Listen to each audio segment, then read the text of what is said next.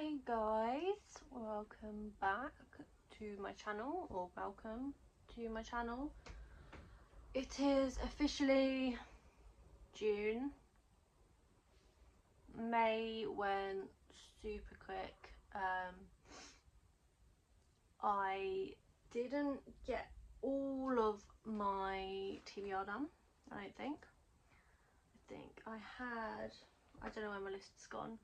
I think I've got 2 left that I didn't complete, but I did stay up last night for quite a long time finishing the one that I was reading because I didn't really want to have to carry it over. So yeah, I think the 2 that I didn't read were The X Talk by Rachel Lynn Solomon.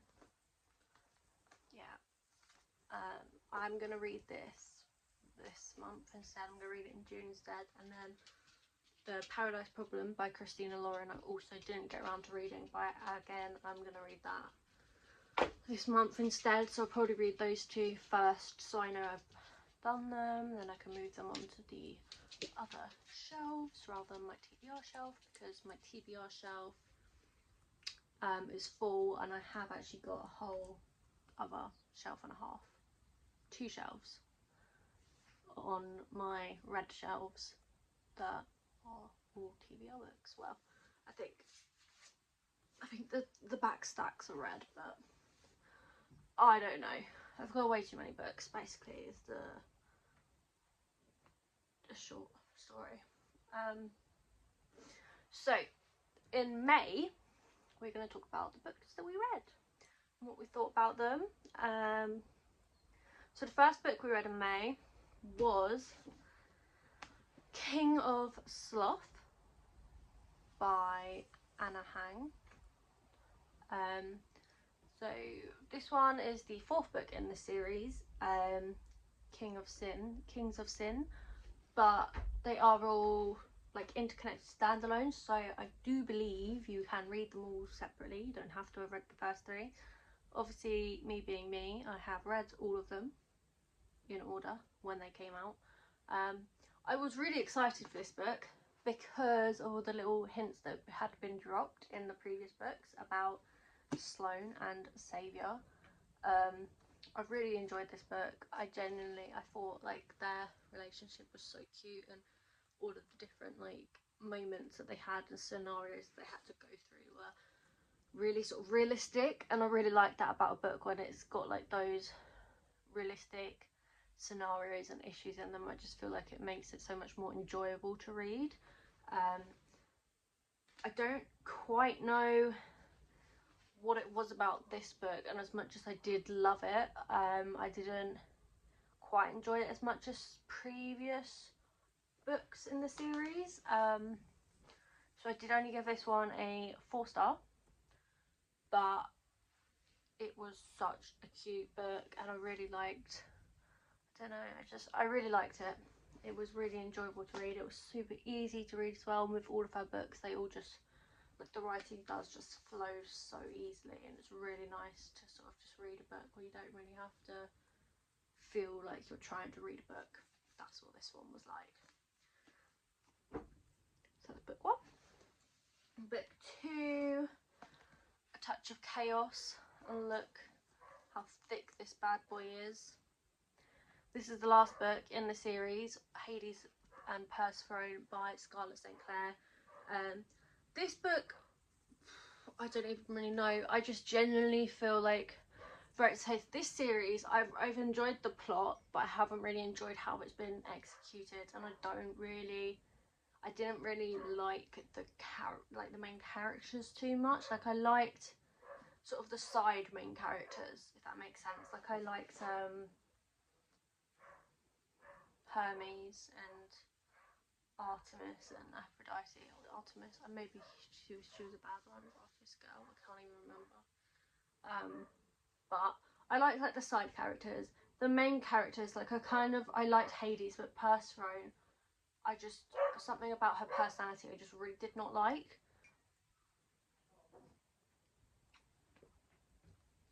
So this book was like a battle book. It was meant to be like a war is happening, we're all fighting sort of book, and I was genuinely really excited for this book because at the end of the second book it was like there's a war starting, okay, and then I read the third book and I had high hopes that it was going to be like a lot better than the second book for me, and then nothing really happened until right at the end, and then it was like, okay, the war's starting, and I was like, okay, so that's a whole book where the war was meant to be starting and nothing happened. So with this book, it started and the war had started. It was starting. It started with a battle. But again, I liked the plot. I just don't like Persephone. I just really did not like her as a person. And honestly, I just feel like there was a lot in this book that did not need to be there when there were more important things happening. Like, there were so many scenes that were just like Hades and Persephone like being a bit saucy, and I just didn't care for it. It was like, I don't mind a bit of spice, right? But this book was just like, I think they just could, like, it almost felt like she couldn't really be bothered to write what was actually happening plot wise, so she just kept throwing in loads of like spicy scenes, and they weren't even spicy, like really, like a couple of them were, but they're not like, I wouldn't say they were spicy. I'd say they were more sort of like saucy than spicy. I just feel like there was so much in this book that like, probably, I think I was about here, and I literally said to like my dad, I said I could have got to this part in the book probably about 4 days ago, like around here probably, if I hadn't, like, the whole like middle section of the book, I just didn't feel like it was needed, and I just really like kind of did not enjoy reading this book. That's not to say it wasn't good. The idea of the plot was really good. I just, for me, it was not executed as well as I genuinely think it could have been. So I did only give this one 2.5 stars, and I think that's purely just because of the other characters, and I know that the idea of the plot was there, and the plot idea was, I genuinely think, was a good idea. But yeah, it just wasn't for me. So the next book I read was 5 Broken Blades by Corland. I do not have the paperback for this one because it only came out last month, and I was not spending £20 on the hardback when it was like £3 on Kindle, so I'd buy it on the Kindle instead. So I wanted to read this book for a while. I've been waiting for it to come out, and then I watched one of Sarah's videos, and I believe she had an arc of it. She DNF'd it, and it sort of worried me a bit that I wasn't gonna like it. Yeah, so it worried me that because she DNF'd it, we have sort of similar tastes in books, I wasn't gonna like it. But I genuinely think it's one of the best books I've read this year, and I am counting down the days till the next one in the series comes out. I feel like, to begin with, it was a bit like, it's a bit hard to get into, but I think that's purely because it's told in, I think it's third person, and it's told by like the viewpoint of all the 5 different characters. But I just really liked I really liked how well like the different people's perspectives were done, and like I feel like in books like that, when there's so many like main characters, it's such a good way to get you like in, like, connected to every single one, and I really liked it because you get to know like their backgrounds and their thoughts and their feelings, but also it was done in such a way that like you were reading these people's perspectives, and like it was giving, obviously you were getting to know them, but also it was giving sort of like mystery vibes because you weren't getting all of the details, if that makes sense. Like, you were getting told, oh, this has happened before but not like this, or something like that, so you'd be like, well, what happened before then? Apologise for my really greasy hair as well, I'm just not feeling it. I'm not feeling a shower today. But yeah, I genuinely really liked it. I think you can tell I liked it because I immediately wrote my review out after I finished it. And I was on holiday as well, and I'm like 2 months behind in actually writing my reviews out, so that's how you know this was a good book for me. That is how you know I wrote my thoughts down immediately. But I can't stop thinking about this book. Like, it was so good.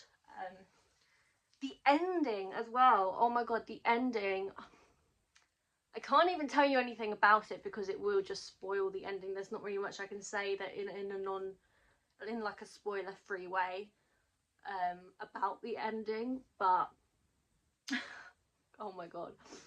And this is the reason why I cannot wait for the next book, because there was just so much information that came at you all at once, and it was kind of overwhelming, but I think it was only overwhelming because of what that information was, and it was so surprising, and like I could not have guessed any of the things that were revealed. Were revealed. Like, I'm so excited I can't even talk properly. But I genuinely think if you like fantasy, I think it kind of is like a mix of, I want to say it's got like vibes of like Throne of Glass, but also kind of vibes of like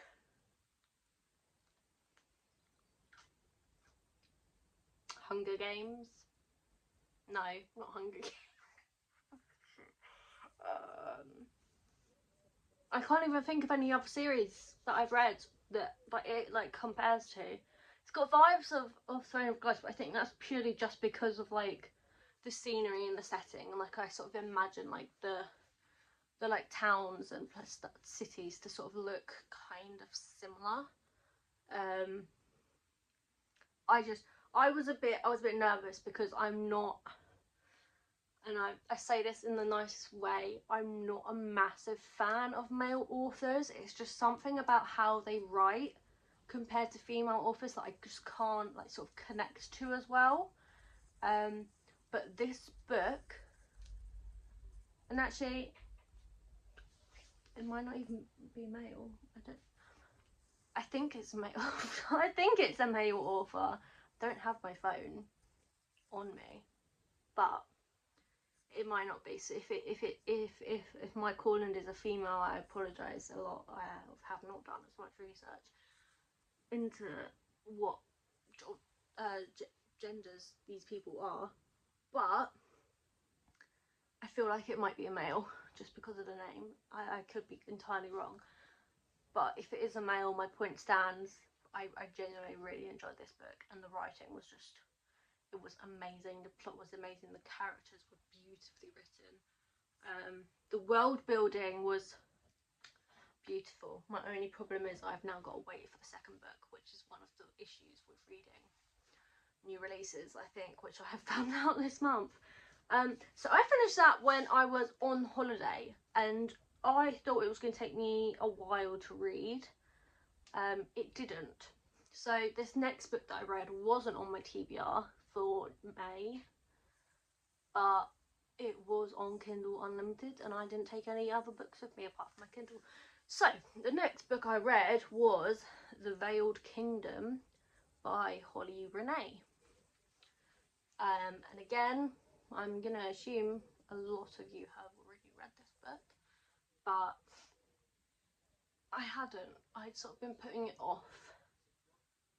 But I genuinely really enjoyed this book. It was, I think, again, the world building was so good. I liked the sort of like the hints of the romance, and I really liked the fact that it was, again, I'm gonna say this one was like had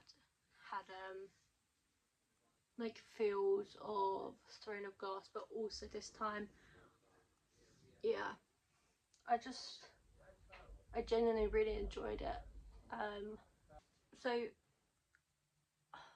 the characters I really liked, but also I think my favourite part was genuinely that she is the princess that they're looking for, but she doesn't know why they're looking for them. But obviously we get told why they're looking for her, but she thinks they'll kill her if they know who she is.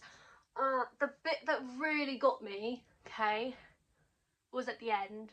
So if you've read this, you will know exactly what I'm talking about. But I don't want to tell you what it is because that's like major spoilers, because obviously it's at the end. But I did also read the little excerpt for the next book.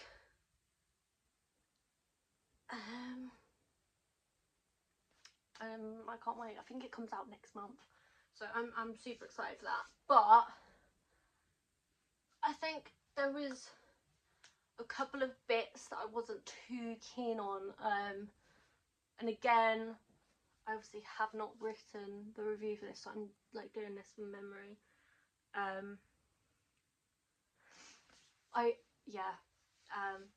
can't exactly tell you what the bits were that I didn't quite like, because I think I need to like maybe skim through it again. But what I really enjoyed this book, and I literally read it in one day. Well, started it on the 11th and then finished it on the 12th. So I'm gonna say I finished it in like one day. I know I finished it before I got on the plane, or like just as I got on the plane, and then I was really annoyed because I didn't have anything else downloaded. So I was sitting there, luckily we were delayed, I was sitting there connecting to my hotspot trying to download another book, and it was awful. It's absolutely horrific.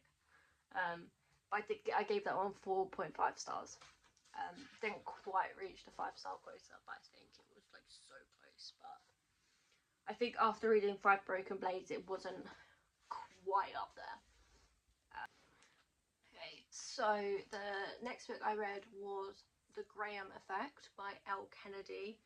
This one was actually on my May TBR, so tick tick tick, we actually read something on TBR.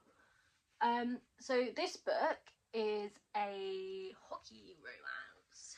So obviously I am completely biased, because who doesn't love a hockey romance? They immediately get like an extra star because they're hockey romances. Don't know what it is about hockey romances, considering I've never played hockey in my life or seen hockey in my life, but I think it's because I like ice skating. So it's the same sort of concept, right? Except there's a goal to it.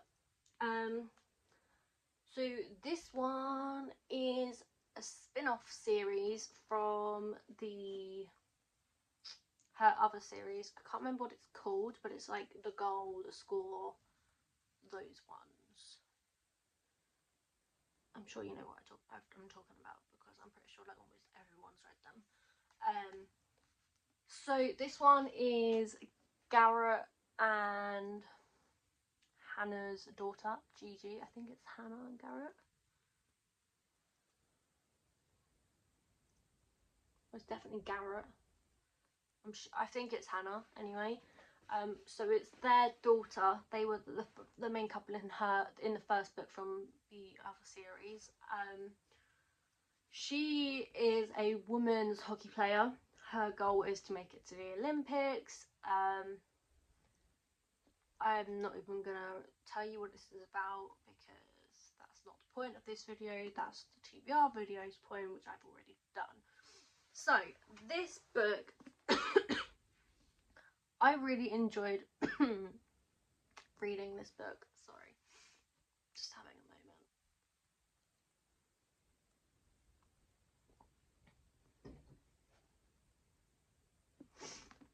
I really enjoyed this book. I feel like it had so many little things that were just so cute, and I really liked their like growing relationship, like the whole way through. You could see like it was changing. I love their like banter. I love a bit of banter, like flirty banter. But also what I liked in this book was that her ex-boyfriend had cheated on her and she hadn't told anyone. And everyone was like, why don't you get back together with him? Like her family were like, oh, I really liked him and stuff like that. But obviously she didn't want to tell anyone, because she knew that it was like a big thing for her dad to like him, because he was also a hockey player. And obviously that's like a massive thing in the world of hockey. She didn't want it to like ruin his like career or anything. So she's like such a nice person, and I think there's other parts as well where like you can tell that she's such a nice person because she had like these issues with like her old like best friend, but she'd never even said like out loud that she hates her, because she feels like she can't hate anyone, because it's just like, one, not who she is, and two, she doesn't want like any backlash from saying she doesn't like people. She feels like she's got to be perfect all the time because of who her family is and who she is, but it's also got like the hard, like because of that, like stemming off of that, it's like she works hard for everything she has, right? She always has. She doesn't use her name for anything, but everyone always automatically assumes she's where she is because of who she is, when that's not the case. So she's also got to like work through that as well and prove. I feel like she works like extra hard because of that, because she wants to prove that she can do it because of her, not because of like her name. But as well, like Ryder, he's such, I loved him. He had such like a bad childhood, and it was actually like, I'm pretty sure like I sobbed when we found out what had happened.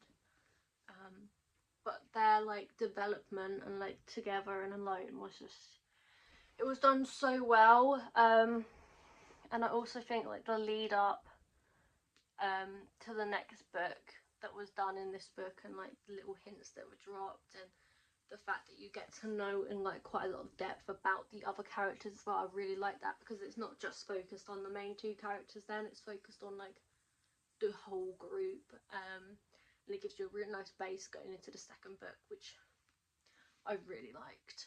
I really liked this book. I think I gave this book 4 stars. I think it was a bit like cheesy at some points, and I feel like there wasn't as much detail in some areas that I feel like there maybe could have been or should have been, but it was such a nice, easygoing, like cute romance book. Yeah, I really enjoyed it. So the next book I read was obviously The Dixon Rule by Elle Kennedy. So this is the second book in the campus diaries, following on from the Graham effect. So this one is Gigi's best friend, Diana. She is a cheerleader. Shane, who is on the hockey team, moves in next door to her. Basically, it's like a fake dating trope. So it's one of my favourites. It's got hockey in as well, so it's already up there for me. And then the fake dating. It's just one of those tropes that is like actually one of my favourites. So I feel like this book it was again written so well. It was so easy to read. I generally really enjoyed reading this book. It did take me a bit longer than I expected to read it, but yeah, doesn't really change my opinion of it. I genuinely absolutely loved this book. I thought it was just so cute. It wasn't like cheesy, because I know sometimes you get like a really cute book, but it's got like those cheesy bits in it, and I'm not a massive fan of like the cheese. So this book was like great for me, and I really liked that it brought up some really like deep issues as well, like in society, which was great. I don't think I've ever read a book before that had brought up those specific issues either. And as I said before, like when you get books that bring up those sorts of things, it literally just makes the whole thing so much more realistic, so much more enjoyable to read. So yeah, I would definitely recommend this series so far. The third one I think is coming out. I don't think it's coming out for a while, but I have a feeling it's going to be great. I could give this one 5 stars. The next book I read was Powerless by Lauren Roberts. And again, this was on my TBR for May, so another one ticked off. I immediately want to read Adina's point of view, which I think is the powerful, like, it's like a full book, right, but it's like a sort of in between, like at the same time as this, I think.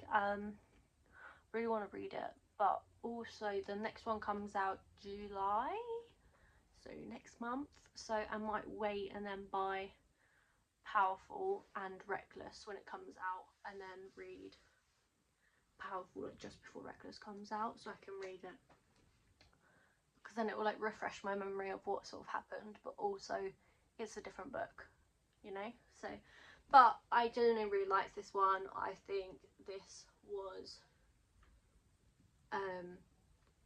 so this one kind of gave Hunger Games and Throne of Glass vibes. I was gonna say everything gives me Throne of Glass vibes, but I genuinely think it's because like I'm like craving reading it again. But I'm gonna get there because I just started buddy reading Court of Thorns and Roses with my friend who like does not read, and she just started reading it, so I was like, okay, we are buddy reading this. So it might take me till like next year to get to Throne of Glass with her, but we're gonna do it. I am going to do it. I'm gonna force her to do it. But yeah, this one I genuinely just loved it. I think the characters and the story and the scenery, like it was like so descriptive of like the scenery was just so descriptive, and it was like beautiful. Like I could literally like see it in my head, and I love books like that because it literally makes you feel like you're there.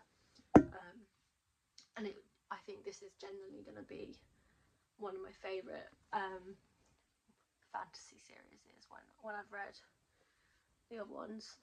Hopefully I've got high hopes for the next book, I really do, but I genuinely absolutely love this one. I literally can't say a single thing against it.